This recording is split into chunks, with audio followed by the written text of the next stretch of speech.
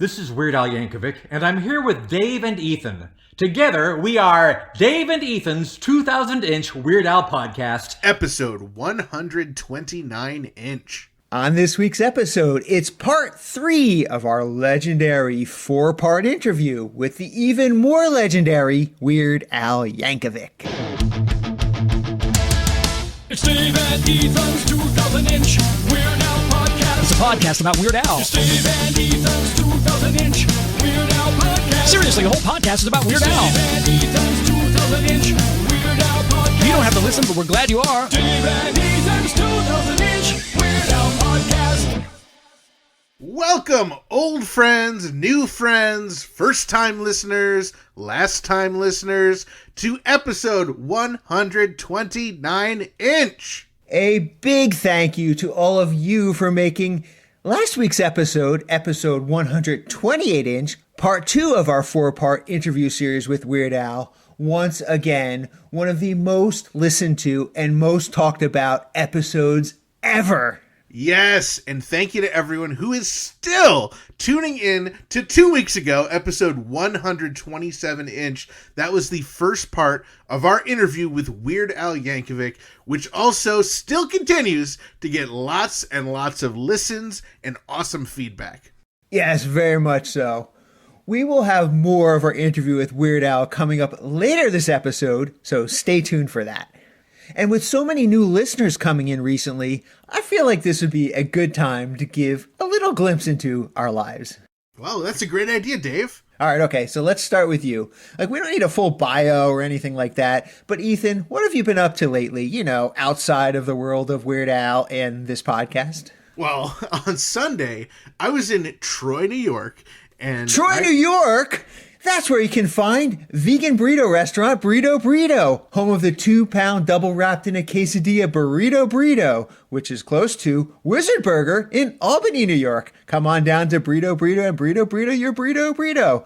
Or hop on over to Wizard Burger for mouth-watering, loaded, dare I say beefy, vegan burgers. From Troy to Albany to Uranus, Burrito and Wizard Burger feed the hungry with out-of-this-world, plant-based, real food. Always vegan style. Visit burritosquare.com and wizardburger.com to order ahead. But Ethan, I thought I asked you what you've been up to outside of the world of Weird Al and this podcast. Troy, New York is obviously intertwined with our podcast and Weird Al at this point. Well, Dave, I was trying to tell you, I went to a concert in Troy. Weird Al is doing concerts now? Dave, just let me get a single thought out. Oh, okay. But it better not be Weird Al or podcast related. But if it is, I don't want you to say anything until after I'm done. Okay, deal. So as I was saying, I threw on my Dave and Ethan's 2,000-inch Weird Al podcast hat and my Hawaiian shirt, my Weird Al boxer shorts, my accordion in tow, and I rode the bus to Troy, New York, which is just outside of Albany. Well, thanks for not saying anything that would trigger my Weird Al or podcast senses. Oh, of course, Dave. All right, this has just been kind of a chore to say a few pretty simple things, but what I wanted to mention is that I saw Ben Folds live in concert last weekend, and I specifically wanted to go because I was introduced to his music through his collaborations with Al. Nice! Now, Weird Al fans will recognize Ben Folds as the piano player on Why Does This Always Happen to Me, a song that in itself is a Ben Folds style parody, plus Weird Al does backing vocals on Ben Folds' song Time, and he directed the music video for Ben's song Rockin' the Suburbs. Thank you, Dave. You took the words right out of my mouth. And let me tell you, the concert was great, but it definitely would have been better if Weird Al was there. Well, it sounds like it was a really fun show. I actually saw Ben Folds perform many years ago in Las Vegas. He was incredible on the piano. A great performer, and people should definitely check him out if they get the chance. And Ethan, I know you've been performing a bit lately, but have you seen any other shows? In fact, I recently just saw Stephen Lynch in concert. No way, the congressman? No, not the congressman, the comedy musician we interviewed back on episode 108-inch. Oh, yeah, I always get those two confused. So, how was the show? The show was pretty stinking majestic. He played all the old favorites. He actually played a couple brand new songs, which were really good. And I got to spend a little bit of time with Steven after the show with Rod Cohn, his longtime sidekick, best friend, tour manager. So we were talking about the podcast a little bit, and Rod goes, that interview you guys did with Steven was the absolute best Stephen Lynch interview I've ever heard. Wow, that's a really nice compliment from Rod. So remember during our interview, Steven said he'd get me a copy of his demo EP CD, Half a Man?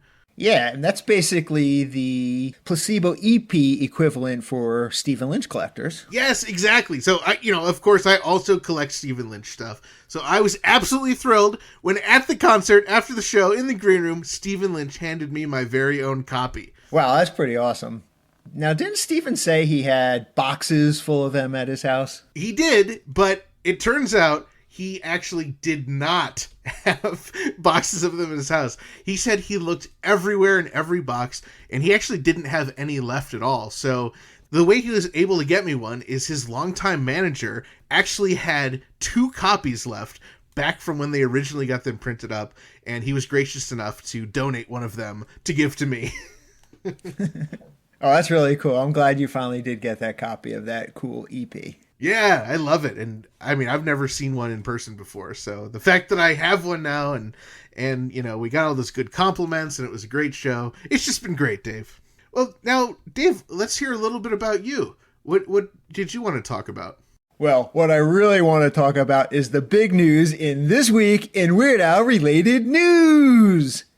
The big news, of course, is that this coming Saturday, October 23rd, is Weird Al's 62nd birthday.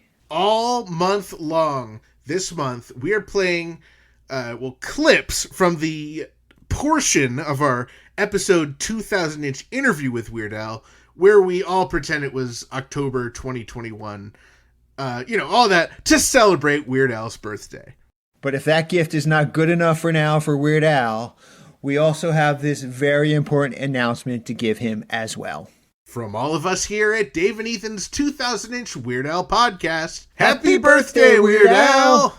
Well, Ethan, if you remember last week, we mentioned that Dave and Ethan's 2000-inch Weird Al podcast was trending on the comedy interview podcast charts in both Canada and Israel.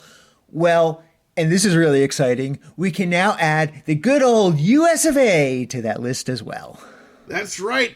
Dave and Ethan's 2000-inch Weird Al podcast is now charting in the comedy interview category for the United States Apple Podcasts. Pretty stinking majestic, if you ask me, Dave.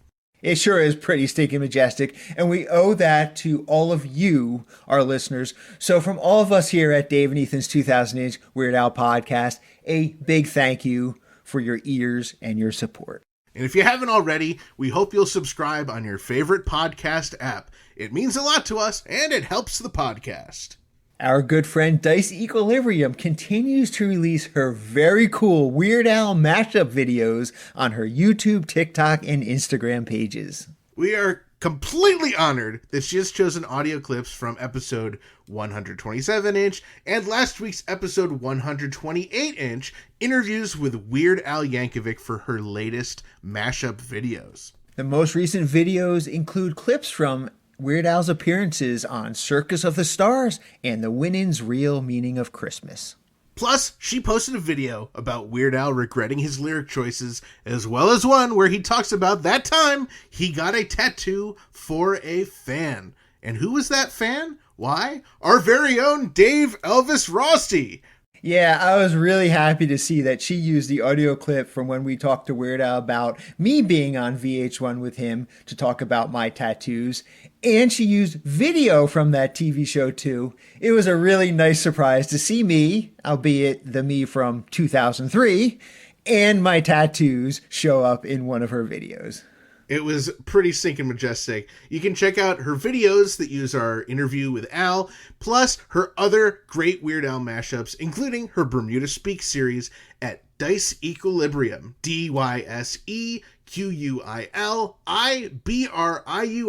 on YouTube, TikTok, and Instagram. And we have some news about upcoming album releases to share that we think our listeners will enjoy. Our friend Summer Woods has a new EP called Chihuahua Hat dropping on Saturday, October 23rd.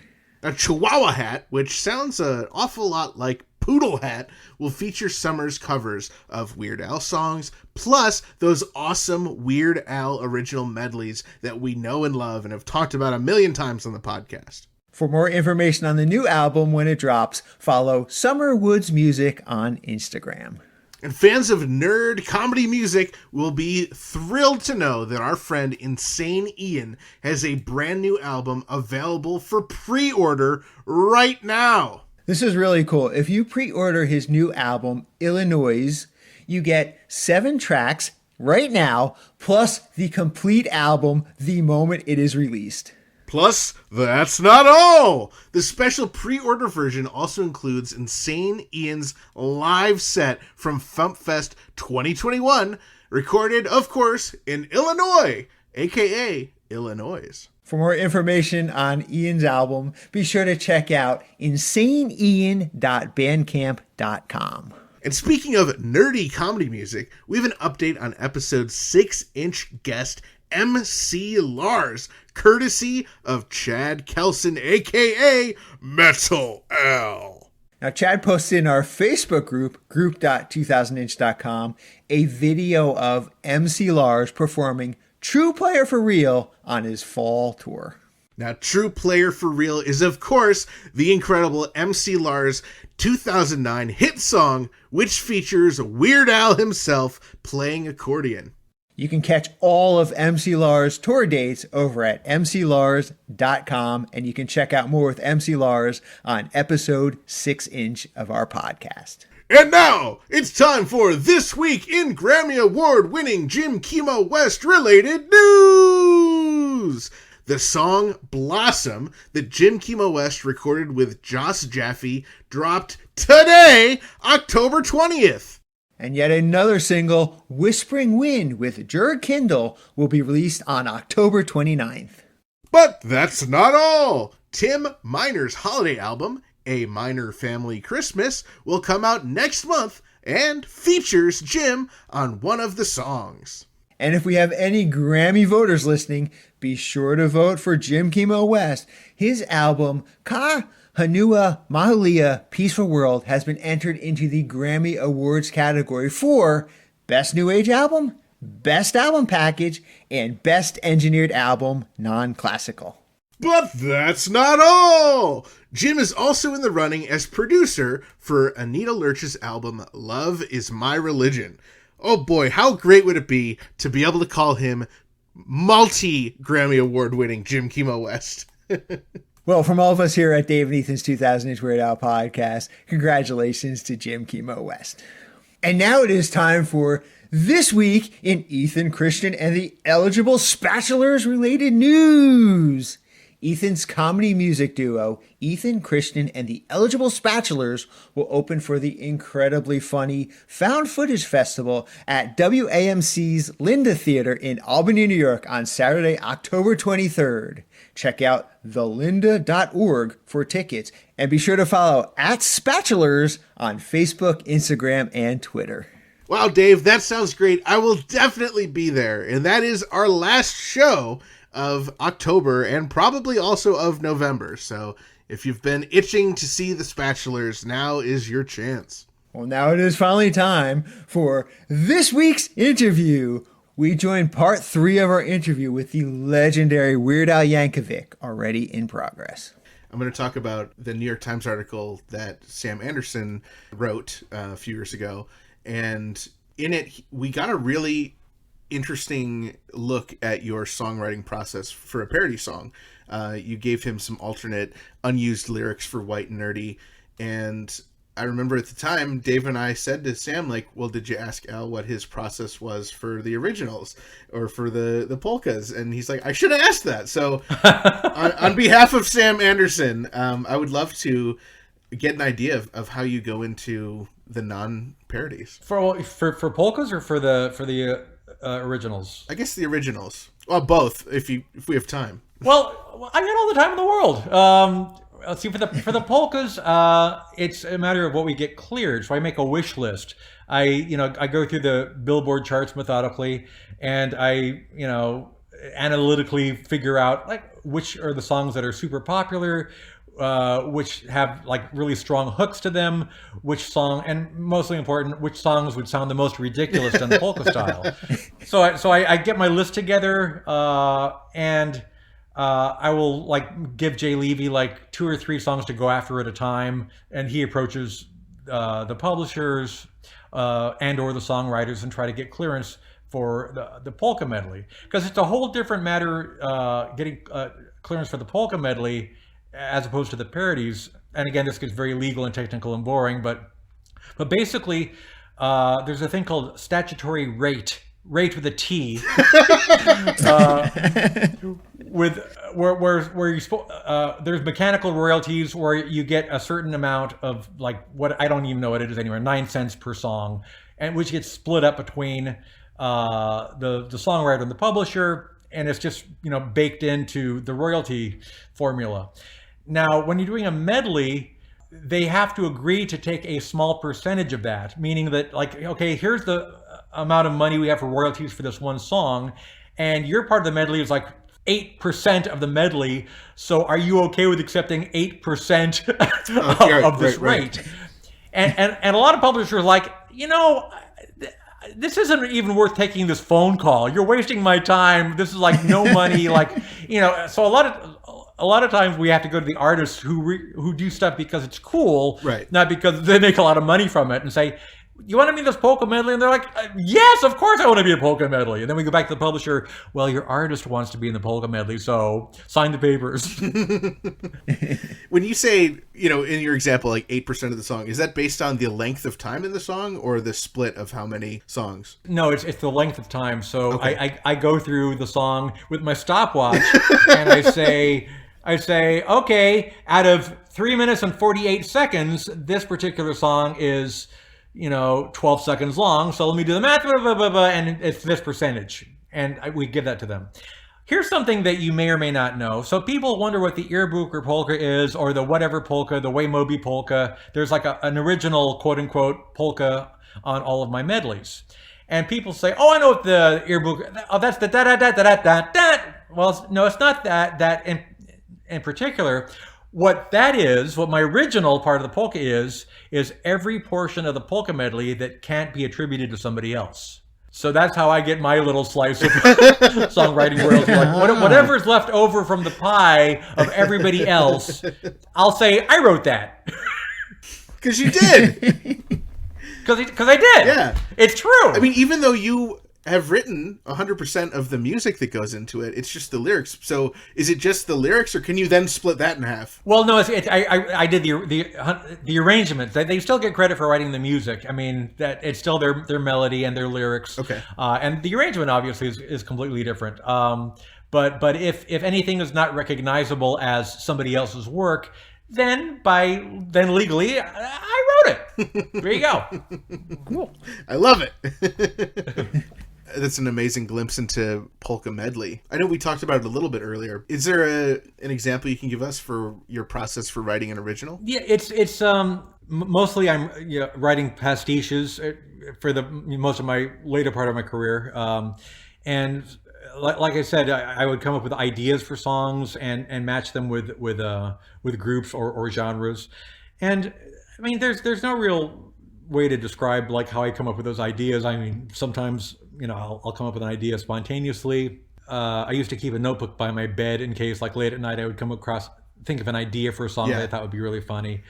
I mean, you've heard, I'm sure, interviews me talking about some examples of like for Skipper Dan, like I was literally at Disneyland on the Jungle Cruise ride, and the skipper was making some kind of joke about his failed acting career, and I was like, oh, that's a song, and I filled in his whole backstory and I made a whole song out of that. So sometimes it's like a moment of inspiration, and sometimes it's just, I don't know, just me kind of walking around the house in a trance trying to think of some stupid idea. When it comes to the actual lyric writing process, you have a very methodical way of going through the parodies.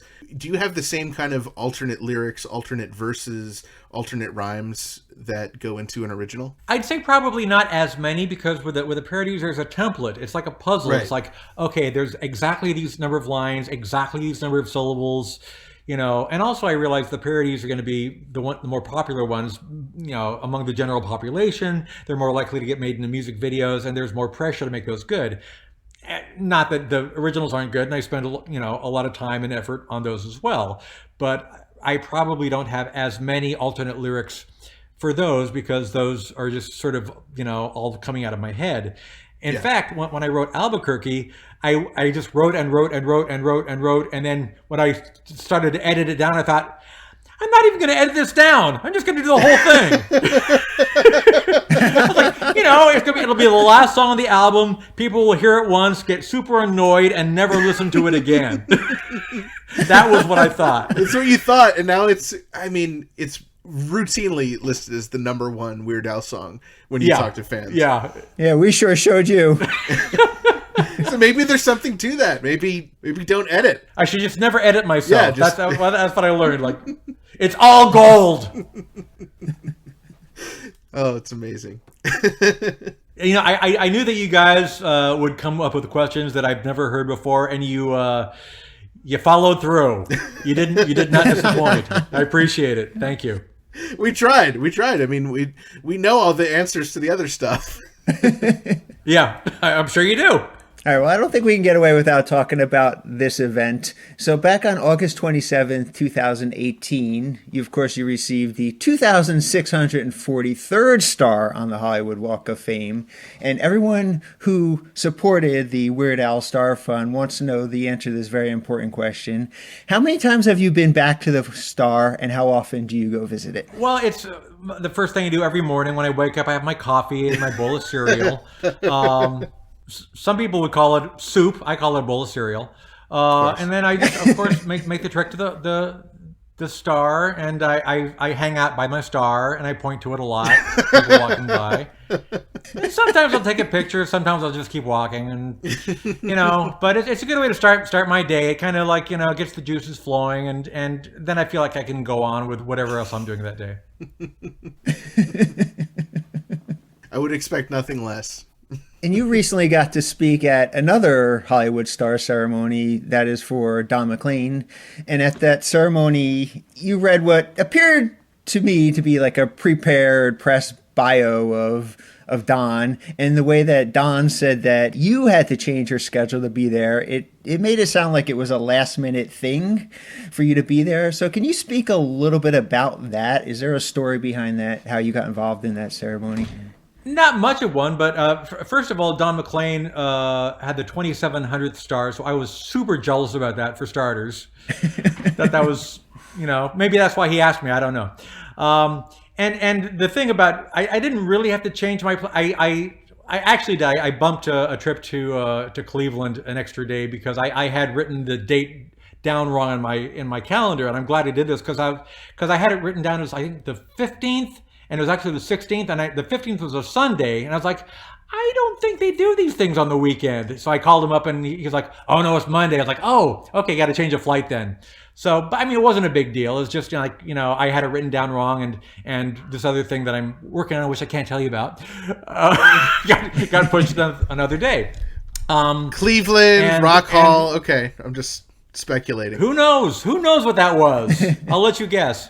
Oh, so yeah, I mean, that was the gig. He was like, we want you to read this mini bio of Don's, which I did. I read it, and then they said, and then call him up to the stage, and then just like go on for a minute about your relationship with Don. So the whole thing was a little weird because first I'm reading this thing, which, you know, is what it is. And then they have me call him up, which they told me to do.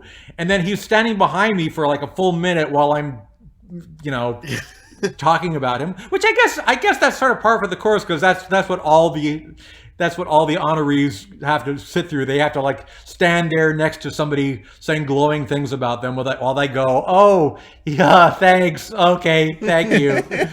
You know, I think Don McLean there's some video that say I think he was making bunny ears behind me while I was talking about him. But that was fun. I mean, you know, I would never have guessed as a 13-year-old kid listening to you know, American Pie on the radio that one day I would be speaking for him, you know, at his Walk of Fame ceremony. So cool. Would you consider you and Don friends? Are you guys, are you acquaintances, or are you guys going out to dinner and lunch and that kind of stuff? I would say we're acquaintances. I mean, I talked to him obviously when I got permission for The Saga Begins, and I'm, you know, eternally grateful for that, which I mentioned at least once or twice in my speech. But no, we don't really hang out. I mean, he's on my email Christmas card list. Actually, he gets a hard copy because he's not. I don't think he even has an email. Oh wow, he's like old school. So he's one of the very few people that I have to go through the trouble of actually putting a stamp on an envelope for. I know we're getting a little long in the tooth here, but I want to briefly talk about collecting, because Dave and I are two of the most prolific collectors, and I put myself up there because I average with Dave, and you know, when you average the two, you get bumped up a little bit. I think anyone listening to the podcast is familiar with obviously John Bermuda Schwartz's, you know, insane collection, an archive of absolutely everything you've ever done. Are there things that you keep that do not go to John, things that you personally hold on to? There's a lot. I've got boxes and boxes and boxes of stuff, as my wife can attest. There's stuff that John doesn't have. I mean, he doesn't. I don't think he has my old high school newspapers, you know, stuff like that, which is pre-John. But you know, once John came into the picture, you'd be hard pressed to find anything Weird Al related that he doesn't have at least one copy of, if not five. But yeah, I've got a few things that he probably wishes he had. Will you care to share any examples with us? Well, when you come to my house, I'll let you go through the boxes. Okay. Dave and I are flying out to LA. Don't say that. We're going to be out there for your show. I think Sam Anderson actually went through some of the boxes. I'm not sure if he went through like the early. He might have. Yeah. He might have. I mean, that would have been a good thing to ask Sam about. But yeah, I think I let him go through my old. In fact, I think that's where he saw my high school valedictorian speech, was going through one of those old high school boxes. How cool. What about in the Who's Gonna Stop Me music video? We see a framed Hawaiian shirt. Can you tell us about that, or what other kind of memorabilia you have? Oh, good eye. That wasn't my shirt, actually. Those were Nina's shirts. Oh, really? She had, she had these little Hawaiian shirts, and my wife just thought they were so adorable. And after Nina grew out of them, she decided to have them framed. So there's just a big frame of like these Nina's old Hawaiian shirts. Wow. For whatever reason, and and there they are. Do you have any of your shirts displayed, or anything for your career? I know obviously we've seen like on the Fallon appearance and a couple other places your incredible wall in your studio of stuff. But is there anything in particular that you're especially happy to have on your wall? Oh, yeah, all of it. I mean, it's hard to, you know, like narrow it down. I mean, everything. In fact, I've got too much stuff. I mean, I've got so much Al memorabilia that at this point, like if something else goes on the wall, something has to come down. You know, there's just too much. But it's nice to walk into that room and look up on the wall and go, yeah, I've had a life. I've done some stuff. It's nice. Well, let me ask, outside of the Weird Al memorabilia, do you collect anything else? Do you have a collection of stuff? Not really. No, ever since I got married, it's been a slow process of trying to simplify and you know, I don't think I'll ever be a minimalist, but it's all towards, like, you know, paring down and going through things. And, you know, I think you probably heard the story about how when I got married, like, I had to give several hundred Hawaiian shirts to Goodwill, you know, and such a shame. You know, I had like literally dozens of boxes of fan letters from the 80s, which we just kind of dump. I mean, which killed me, because like those are like love letters, you know. And my wife was like, "What, are you gonna be 80 years old opening boxes and going, oh, somebody used to love me?" You know? You're like, well, you're right, honey. I don't know if I'll ever read them again, but just, you know, how can you throw them away? And she goes, oh, like this, and they were in the dumpster. Is there anything that you got rid of that you now regret and wish you had kept? Oh, I don't know. I mean, I got rid of most of my vinyl albums because, you know, I don't want to blame everything on my wife, but she's like, oh, you've got those on CD, or you've got like the MP3s. What do you need, like, you know, the vinyl for? Like, oh, okay. When I told that to Questlove on his podcast, he was like, oh, should have gotten rid of your wife. Like, no, I don't think so, but he's very into vinyl, so Right. I think I triggered him a little bit. Right.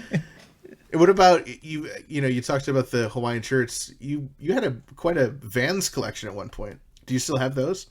Yeah, I still do. I mean, yeah, they're downstairs. I don't wear them as much as I used to, but there's a pretty, you know, good collection of them. In fact, Steve Van Doren, the owner of the company, I mean, a number of years ago, I remember he came to my house to visit, and I took him down to the Vans closet downstairs, and he was like, I think it kind of blew his mind. It's like, wow, I haven't seen this in like decades. Like, oh, you still got these shoes? And oh my goodness, like I forgot these even existed. Wow. So, I mean, it even impressed him. So, you know, that's saying something. Wow. And while we're on the subject of clothing, what is the origin of those famous multicolored pants that you're wearing on the back cover of the first album? I got those my last quarter in college. One of my professors had flunked me in what I thought was going to be my last quarter in college, which meant that I had to come back for one additional quarter. Fall of 1980. That was, yeah. Yes, fall of 1980. So in my architecture lab, which is my big class, is the one that, you know, you work all the time on, spend sleepless nights. I think it might have been the last day of school, or maybe, no, I take that. I think it was Halloween. I'm going to say Halloween. Okay, let's say Halloween.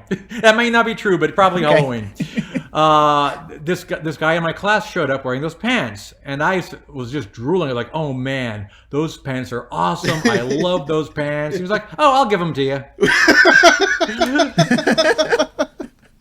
So wow. He gave me these. I don't know where they came. I don't know where they come from or who made them or whatever. But he gave me these pants, which I thought were very cool, and that was it. I wore them on the first album cover. I wore them, you know, for the first tour, I think. But I mean, they were sort of my iconic look in the very, very, very early days of my career. And they were just like some guy in my architecture lab, like, oh yeah, you can have them. He didn't take them off right there, though. He came back another day. I don't think so. Okay. He probably gave them to me later. Okay. But they were definitely a gift. And I wish I could remember the guy's name, because I mean he's now a part of Weird Al lore. Yes. But yeah. All I can tell you is it was a very generous guy from my architecture lab in my senior year. Did you trade him anything for the pants? Did you give him anything in return? I gave him this story on your podcast. You're welcome, guy. Guy who I can't remember his name. Oh, Al, I still have dozens of questions. I feel like we've kept you for so long here in the future. You know, Sam Levine got a two-parter, so if this isn't a two-parter, you know, I've got some issues. When you're making music videos, you're, you know, obviously for the parodies, you have a template to go on. But there's only been a couple music videos for original songs, and especially for Dare to Be Stupid, which, you know, is, you know, a pastiche of such an iconic band. What was your process like for putting that video together? Well, you know, thankfully there are a lot of Devo videos to pull from. So we either did direct ripoffs of Devo tropes, or we did stuff that we thought was Devo-esque or Devo-like. So it was one of those kind of things where, you know, we just made lists of things like weird images that felt very Devo to us, and then we went down the list and said, okay, we'll do these. So that was mostly it. I mean, we had a lot of things to inspire us. I mean, Devo is one of the few bands making music videos in the early days. I mean, MTV had them in heavy rotation, you know, back in the early days of MTV, just because they were one of the few bands actually making videos. Right. And, you know, so there's a lot to draw from. Are there any songs from your career that you wish had music videos? All of them. But I don't have the budget to do all of them. So I've had to pick and choose over the years. Yeah. I mean, that would be a cool project. You know, the same way that some of the later albums had cartoon videos. It would be cool to have 100 plus cartoon videos made. Yeah. I remember, again, going to the record company, I remember we did the Ricky video for like $3,000. And it you know, it didn't like blow up, but it did, you know, it did fairly well on MTV. And I remember my record label came back to me and said, "Hey, if we give you $30,000, can you make 10 more videos?" I was like, "No." Wow. But thanks for offering. On the podcast, we get to talk to a lot of people who say that they were starstruck when they got to meet you. Do you get starstruck meeting anybody? And if so, who? I get excited to meet people. There aren't many celebrities that I get full on starstruck. I mean, I think the only time really that happened was Paul McCartney. Because I mean, he's just so bigger than life, and he's just so important to me, and so important to the world, and you know, that it was very difficult for me to, like, you know, even have like a 1 minute conversation with him. I mean, when I directed him for the Al's Brain thing, you know, I only had like a couple minutes of his time, and he was very gracious, and we did 4 takes of his you know, like his line in the film. And then afterwards, he's just chatting about some movie he just had seen. And I was trying really hard to just be like, yeah, normal and conversational. And I think I saw that movie. And my brain's going, "You're talking to Paul McCartney! You're talking to Paul McCartney!" You know, it's just, and I'm sure he gets that like every day of his life. It's like people, you know, it's hard for people to like be normal around him because, like, you know, Paul McCartney. I mean, the same way that you were screaming in your head, that's what Dave and I have been doing this whole time. So getting to talk to you. Everyone we talk to on the podcast, every single person we've talked to on or off the podcast, always talks about how incredibly nice and gracious you are. And I mean, we've experienced it firsthand. The fact that you're talking to us right now is part of that. And how in your career have you been able to be so respectful and so nice to fans who are obviously screaming in their head every time they meet you? You know, the big secret, I mean, it's not like such a secret really, but the, you know, the way to be nice is just pretty much don't be a jerk. Just like, just be respectful of people, and, you know, treat them like you don't want to be treated. Like, it's pretty simple stuff. I mean, you know, I like to think I'm a nice guy, and I've said this in interviews before as well. I mean, I don't know why I get singled out, because pretty much all of my friends are nice. I don't really know that many people that aren't nice. I'm glad that people think that I'm particularly nice, and you know, it's a nice reputation to have, and I'm, you know, I'm glad that's out there. But I mean, there's being nice, and then there's also people wait in line for hours at your tour bus and still signing autographs and stuff. I mean, that's going above and beyond, Al. Oh, well, you know, I know it means a lot to those people, because when I've met, you know, celebrities as a young person, I just remember what the experience was like, and if they're nice to me, then you know, your interaction with you know, celebrities is oftentimes only a few seconds, and that time, those few seconds are what you tend to base your entire perception of that person around. So, you know, if you're nice to somebody for 10 seconds, for the rest of their life, they go, "Oh, what a nice guy." And it's not like I'm pretending to be nice, but I'm mindful of that. It's like when you're interacting with these people, you're building memories, you're making impressions, and you know, even if you're not feeling great, or you're tired, or you're just not in a good mood, I mean, you know, you make a little extra effort and you know, try to improve the quality of somebody else's life. I love that. It's such a cool way to be. Well, thanks. Who are some of the people you met as a kid that really, I mean, maybe at the time you were starstruck or just so excited to get to meet? I have to imagine Dr. Demento for the first time. Oh, yeah. I mean, the first time I even talked to him on the phone, like I got through on the request line, and I remember I was like running through the house, like, I talked to Dr. Demento, like really him, on the phone, me. It was like a huge deal. And now I've got his email address.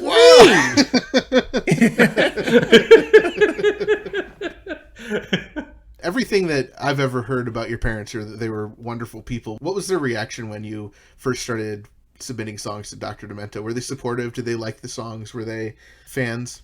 Yeah, I mean, they humored me. I mean, they didn't try to talk me out of it. I mean, my mom was not fond of the Dr. Demento show when I first started listening because some of the songs had, you know, sort of suggestive lyrics or got a little blue, some double entendres. And I think at one point she forbade me from listening to the Dr. Demento show, at which point I had to, like, you know, pull the covers up over my head with the AM/FM clock radio and listen to it surreptitiously late at night. But once I started, you know, getting airplay on the radio, yeah, I mean, I think they were, you know, happy that I was happy, and they certainly were supportive of that. In that, you know, they didn't say, you know, why are you wasting your time with that stupid music? It was like they enjoyed it, and you know, as time went on, and I really started developing a career. They were both proud, but my dad in particular, my mom was very quiet. And my dad was much more outgoing and gregarious, and he would go up to complete strangers. He would go up to, like, the person, you know, the checkout woman at the grocery store, and whip out my senior picture from high school and say, "Hey, you know this guy? You know this guy? That's my son. Eat it? You hear eat it?" So they were always extremely proud. Wow, that's amazing.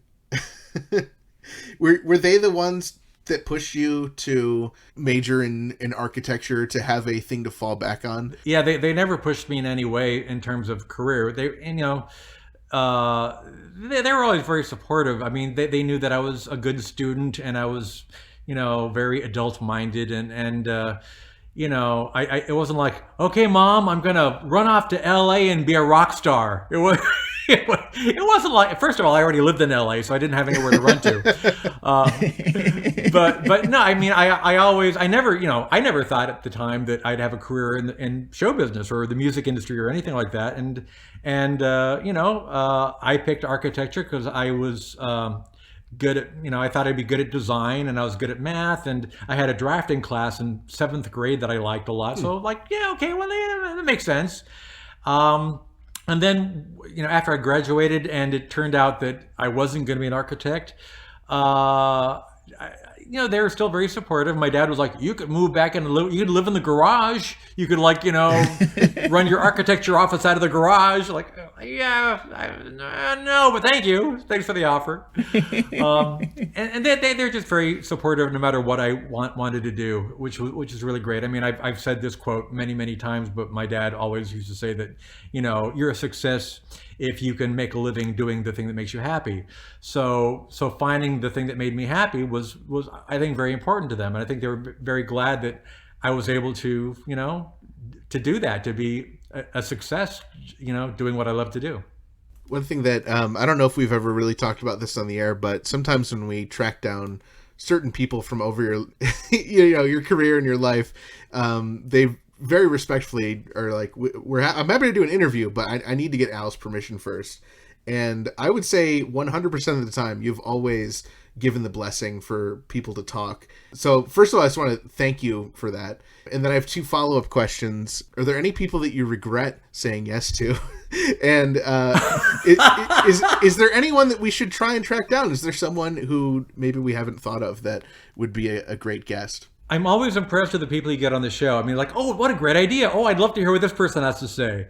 So I don't think you need my help to track people down. I think you've been doing an excellent job over the course of your podcast, finding these interesting people that have, like, added so much to my life and my career.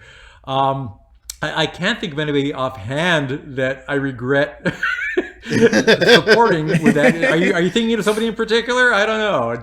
No, I'm curious. No, I think everybody's been great. It's been a real pleasure to listen to your show and to hear all these people from my past. Some people of which I haven't heard from in years. To hear their stories, sometimes slightly factually incorrect, but stories nonetheless, of their association with me. Back when we were tour chasing the Strings Attached tour, we recorded a bunch of bonus episodes, and There were a couple times where we hypothesized that maybe you heard us say something and you changed something or adjusted something in the show. Is there any truth to those thoughts that maybe we had? Can you give me a specific example? I'm not remembering I've had. I can give you an example. At one point in the early shows, there was, in the strings attached tour, there was a plexiglass between the orchestra and the band. And there were all fingerprints on it for the first couple shows. And then somebody, either Ethan or myself, made a comment, I really wish they would wipe those fingerprints off so we could see the orchestra better. And then the very next show after that episode aired, the fingerprints were wiped off of the plexiglass. So we were hypothesizing that perhaps you or somebody in your crew had heard that and changed it for that reason. I will say I did not hear that, but I've hired a staff of people that exclusively listen to your podcast and say whatever notes they give, just make it happen. Just do whatever Dave says. So they are on it. Anything I say gets a second review, however. Yeah, but Dave's got carte blanche. Nice. And as some of our other guests have mentioned, I don't know if it was members of the band or some of the backup singers mentioned that, during the Strings Attached tour, you would be listening and checking out YouTube videos that fans have posted and maybe making notes. I would just love to hear about, that process and what things might have changed. Well, it's important for me to hear those because... Well, how about we stop right there? Sure, that works. And how about we keep playing the interview for the whole rest of the month? Yeah, the whole rest of the month. So, yeah, we'll just play the rest next week then. Yep, exactly. All right, and then we will be done talking to Weird Al. Yeah, well, at least for now. I'm sure we had much more to ask him in episode 2000-inch. Yeah, you're right, Dave. Gosh, I just wish this wasn't so confusing and we could just say we recently interviewed Weird Al. Now, we could say that, but then we would be lying to our listeners. As we've stated many times on the podcast, Weird Al has made it perfectly clear that he absolutely refuses to be on Dave and Ethan's 2000-inch Weird Al podcast until episode 2000-inch, with zero exceptions or loopholes. So any appearance before episode 2000-inch is just a clip or a preview, and it was certainly 100% absolutely recorded in the year 2057. Yeah, you're right, Dave. I'd never want to say anything to our listeners that wasn't completely true and based in absolute fact. Oh, that noise means that we have a message on the 347 Spatula Hotline. The 347 Spatula Hotline, the official hotline of Dave and Ethan's 2000-inch Weird Al podcast, is sponsored by Angel Valenzuela and David Cash, two amazing Weird Al fans and longtime podcast supporters. All right, it's time for our intern Frank to play the message. Hey guys, this is Dave Grant, Sebastian Shepard, wolfandwool.com. Hey, I wanted to call because I think I've just cracked the code. I'm going to put on my tinfoil hat. Hang on a sec. Okay, it's on. So Al is turning 62. Happy birthday, Al. That's 26 backwards, which is one less than 27, and we all know what that means. But wait, because one rhymes with Juan. And we all know that Juan is the owner and operator of Taco Grande, and tacos, a favorite birthday menu item, are eaten on Tuesdays. And Tuesday is derived from the Proto-Germanic god Tiwaz, who is also known as Tyr in Old Norse, or Tiwaz Day. In Old English, he was a one-handed god named Tiw. That's spelled T-I-W, and T-I-W backwards is W-I-T, which spells wit, and Al is known for his famous wit as a comedian and musician who only eats vegan tacos and burritos like burrito. And he doesn't worship Proto-Germanic, Norse, or English gods, regardless of whether they had one hand or two, and Illuminati something. So happy birthday, Al! Happy birthday! You finally are at that age now where the sky will open up and we will see the old gods return. Happy birthday! Well, a huge thank you to our new listener, Dave Grant, for that amazing phone call. Actually, I'm pretty sure that was David Grant. No. He specifically said Dave Grant. Dave and David are not the same name. I mean, they pretty much are. Dave Grant. That name sounds like someone who would have written books under a pseudonym. Someone that has a nickname that's different from their real name. Someone that has a website that has nothing to do with their real name, their nickname, nor their pseudonym. All right. Well, what does the name David Grant sound like to you then? David Grant. That name sounds like someone who raps. And not just regular rapping, comedy rapping, the highest form of rapping. And not like currently, like 10 years ago rapping. And it makes me think they also sell merchandise. And it also makes me think they post a lot on TikTok. I think you're describing exactly the same type of person. Anyway, I wish we could talk to whoever it was that called and left a message on the 347 Spatula hotline. Oh, yeah? Well, what would you say to them? Well, I would tell them to go over to wolfandwool.com and follow at SEB_SHEP on TikTok. This week's episode is brought to you in part by Discover Darwin, promoting tourism in Darwin, Minnesota. Not only is historic Darwin, Minnesota beautiful, it's also jamming gears and hauling freight. Darwin, Minnesota is home to Trained Monkey Truckin'. Despite its name, Trained Monkey Truckin' is not operated by trained monkeys. Wow, well, that's good to know. Do they at least transport trained monkeys? I do not see trained monkeys listed among the 1,832 items that Trained Monkey Truckin' transports. Well, how about untrained monkeys? Oh, funny you should ask, Dave. I actually called them the other day, and I asked if they would transport some untrained monkeys for me. Well, what did they say? They said, gotta pass. Oh, did you happen to ask about spider monkeys? They said, gotta pass. Squirrel monkeys? Also a gotta pass. How about vervet monkeys? How about gotta pass? Pygmy marmosets? Let me guess. Gotta pass? Actually, for pygmy marmosets, they said, I must politely pass.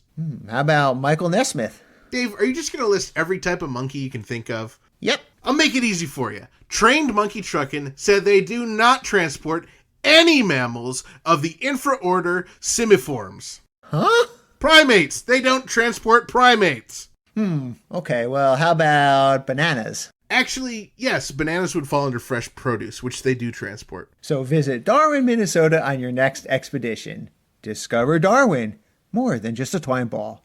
And after you visit Darwin, Minnesota, be sure to visit discoverdarwin.biz. All right, Dave, I regret that I need to even share this with you and the audience, but our intern Frank made a huge mistake last week. No surprise there. What are you going to tell me next? The sky is blue? I know, right?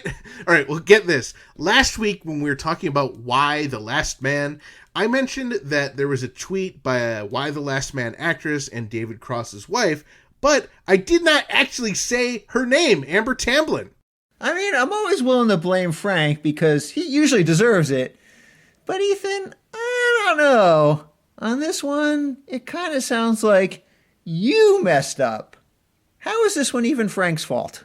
How is it Frank's fault? How isn't this Frank's fault, Dave? Last week, when we were recording the episode, Frank, as we always require, we have him write out the script in quill, in triplicate, and he handed me my script, and it was a little bit smudged, so I ripped it up and I threw it in his face, and he handed me the second copy, which, out of principle, I ripped in half again, because I figured if the first one was smudged, the second one would be smudged. So finally, he hands me the third script, and you know what, Dave? He knew that last Wednesday was my chewing gum Wednesday, and I was chewing up a whole bunch of gumballs, and as soon as he handed me the script, I had to just spit them out and hide them throughout the script because you don't want to hear the chewing and the smacking as I'm recording. And the wad of gum just happened to land right on her name. So when I was reading the script, if you listen back to the episode, you can hear me say David Cross's wife, and then I try to pronounce what bubble gum looks like as if it was written out. And I'm assuming Frank then edited that out. And he should have edited in me saying Amber Tamblyn because I talk about her all the time, Dave, but he didn't. And of course, that is why it's Frank's fault. Yes, that makes perfect sense. I'm sorry I ever doubted you, Ethan. It is totally our intern Frank's fault. Absolutely. I would never want to say anything to our listeners that wasn't completely true and based in fact. And Dave, you can take it from me. That is exactly what happened and why Frank is out to get me and make me sound like an idiot. So hear me now and let me give you my assurance that everything Dave or I have ever said on the podcast is all based on solid scientific documented evidence. So you would have to be some kind of moron not to realize that every single one of them is absolutely true unless adulterated by intern Frank. Where was I? Each week we are able to bring you our completely true and absolutely based in fact podcast, absolutely free, thanks to our sponsors Burrito, Discover Darwin, Jackson Scoggins, David Grant at wolfandwool.com, and Angel Valenzuela and David Cash. And thanks to our amazing close personal friend Patreon supporters, Frank from the Bank, Kenneth, Jared, Jake, Javier, UH Jeff, Zeb, Allison, Scott, Blair, and our newest close personal friend, Patreon supporter, Adriana, and thanks to Jeremy and everyone else in our pretty stinking majestic Patreon family. If you enjoy our family-friendly weekly Weird Al podcast, please consider supporting us at patreon.com/2000inch or by picking up some pretty stinking majestic official Dave and Ethan's 2000-inch Weird Al podcast merchandise, such as t-shirts, mugs, towels, hoodies, and more, including our brand new line of Discover Darwin products over at shop.2000inch.com. Grab your copies of Black and White and Weird All Over and check out our special book series where author John Bermuda Schwartz walks us through the book page by page and picture by picture in this awesome series that Patreon supporters get to hear first.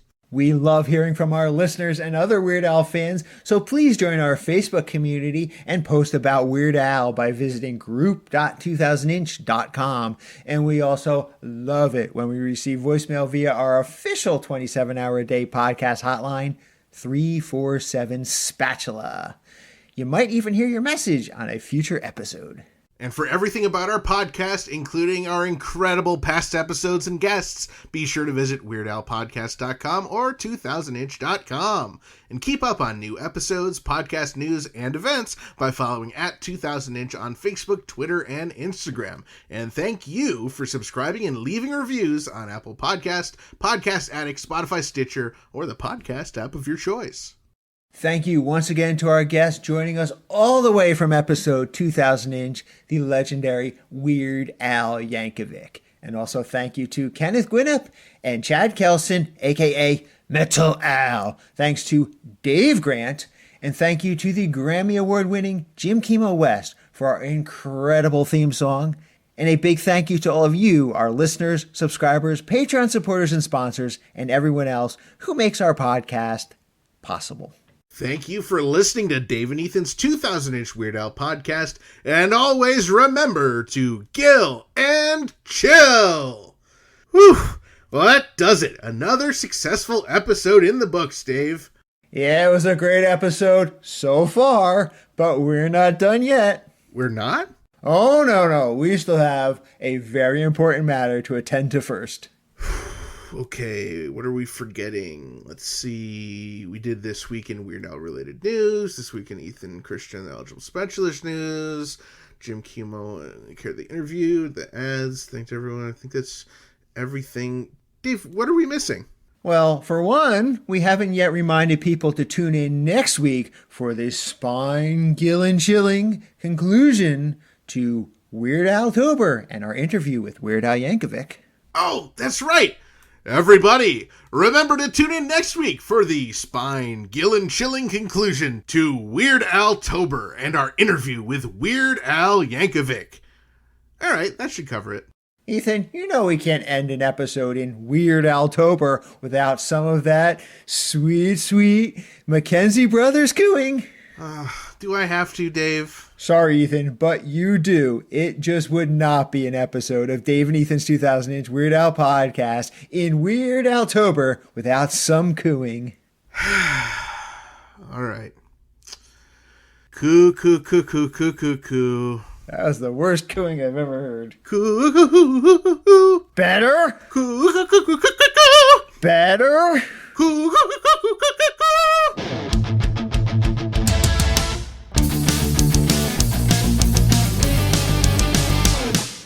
That was Dave and Ethan's 2000-inch Weird Al podcast. episode 129 inch. Now trending in the good old US of A.